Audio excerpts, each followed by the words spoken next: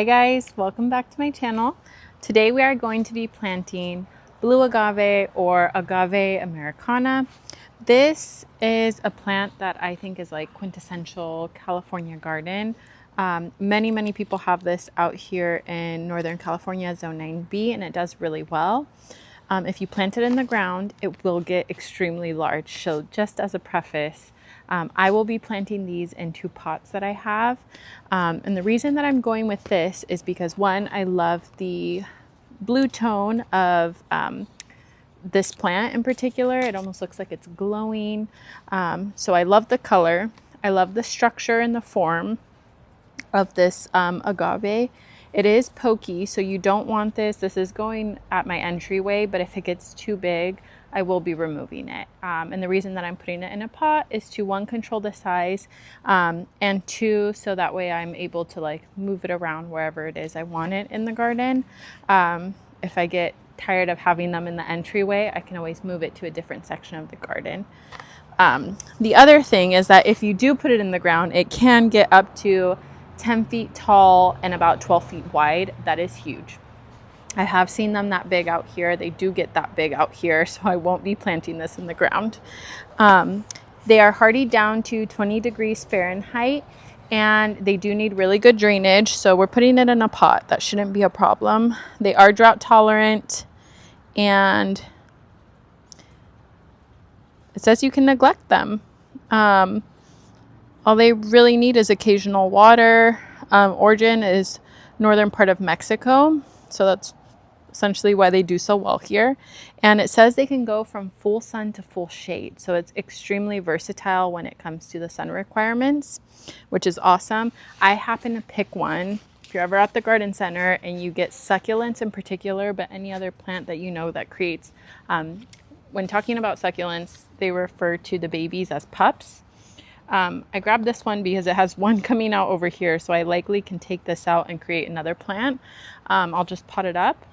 And the other plant that I grabbed also had another one on the side growing. So I essentially got 4 plants for, these were $14.99. So $15, $30 total for 4 plants, I think is pretty good. We're gonna go ahead and get these in the ground, or not in the ground, get them in the pots.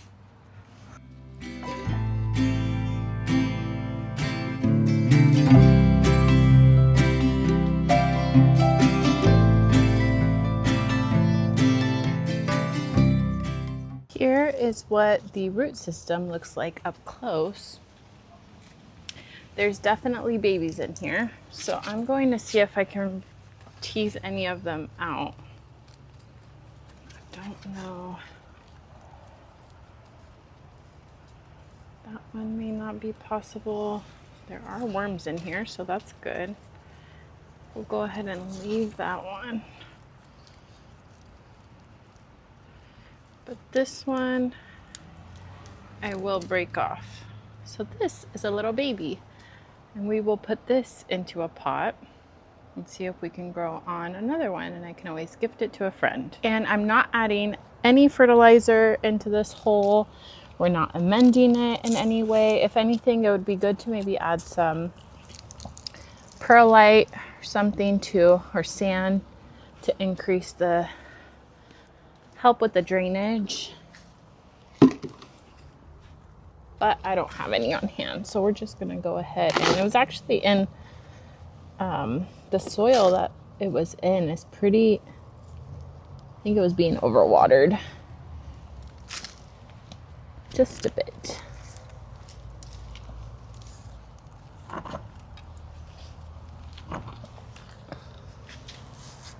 Although, since it was at the garden center, it's not, they do get watered every day, I assume, so that is probably why the soil is so moist.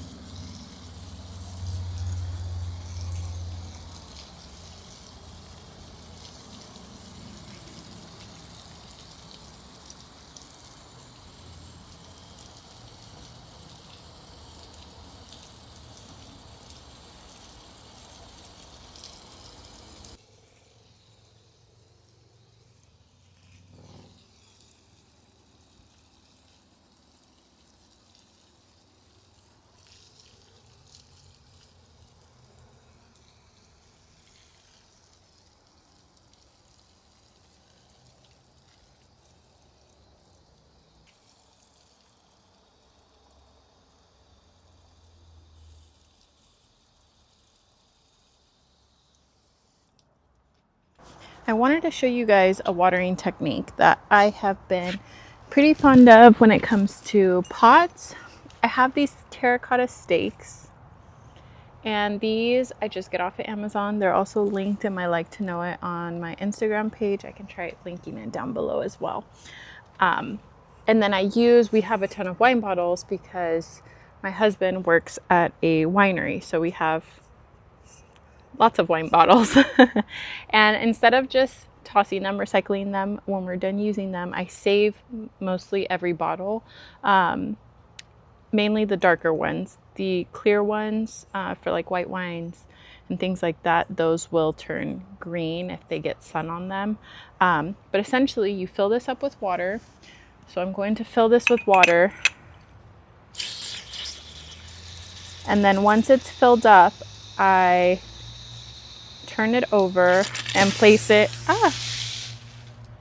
Oops. So you take your wine bottle that's filled with water, and you can really use any bottle. You don't need to use wine bottles. I just do because I like how they look in the garden. They have a pretty aesthetic, and we also just have a ton on hand. And then you flip it over, and that way terracotta is porous. So there's like the Olla method, OLLA. It is an indigenous practice in irrigating plants. Terracotta is porous, so slowly but surely the roots of your plant will reach for the water that's leaching out of the terracotta. There are also ollas that are larger. You can purchase them and you can actually bury them directly into the soil and then surround them by the soil and fill that container with water. I like the stake option because one, I can see where the water level is with the ones that I'm using in a whole bunch of different pots. And also it gives me a purpose to use all of these bottles that we always have on hand. Well, you guys, that brings us to the end of today's video. Thank you so much for watching. Make sure to subscribe if you aren't already subscribed, and follow along on my journey as we transform my small backyard and front yard into a little oasis that not only brings me joy, but brings the neighbors joy and the pollinators. They are my friends in the garden. And ironically, lately, since I've started the channel, I'm staring at a hummingbird as we speak.